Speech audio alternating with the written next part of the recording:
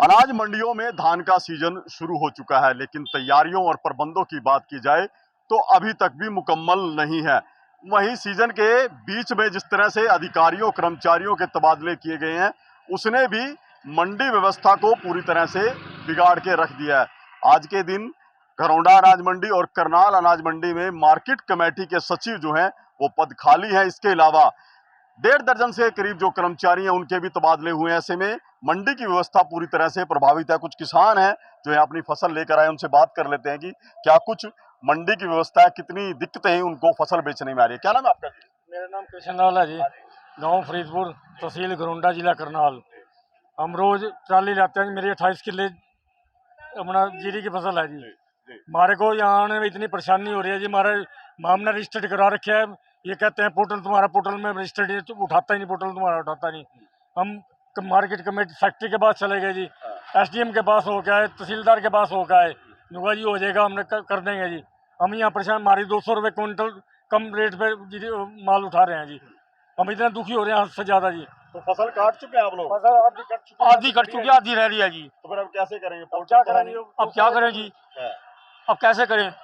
बिक नहीं रही है। बिक नहीं रही जी। हम क्या करें भाई? हमारे तो बिल्कुल देखिए, ये दिक्कत है किसानों की कि जिस तरह से तेजी के साथ अपनी फसल मंडी लेकर आ रहे हैं, लेकिन पोर्टल रजिस्ट्रेशन की बात की जाए या और अन्य प्रबंध जो यहाँ मंडी में किए जाने थे वो अधूरे हैं। अब क्या करेंगे? हमने रजिस्टर करके अब 200 रुपये कम रेट से देते हैं जी, आड़ती आगे जी कहते तो। हाँ जी, उनको पोर्टल के कटेंगे 200 रुपये क्विंटल के हिसाब से जी। तो फिर पैसे कैसे आएगा आपके? पैसे कहाँ आता ही नहीं, पैसे जी, पैसे आड़ती देंगे जी। अभी बिना दो नंबर में ले रहे हैं जी। हम इतने परेशान हो रहे हैं, ज्यादा जी। हम इतना दुखी हो रहे हैं, हमारी फसलें सारी पक्की पड़ी हैं जी।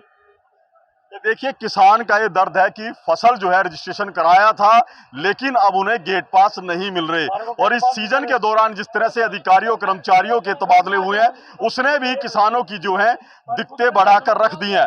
और ऐसे में जिस तरह से आप देख सकते हैं कि धान की ट्रालियों की लंबी कतार यहाँ पर लगी हुई है। आप देख सकते हैं कि किसानों को कितनी समस्या है कि सीजन में वो अपनी फसल किस तरह से बेचेंगे, क्योंकि पोर्टल पर रजिस्ट्रेशन अभी तक वेरीफाई नहीं हुआ है। तो कहीं गए थे अधिकारियों के पास? फैक्ट्री के पास गए जी, SDM के पास गए, तहसीलदार के पास गए जी। हमारे को किसी तरह रास्ता नहीं दे रहे हैं।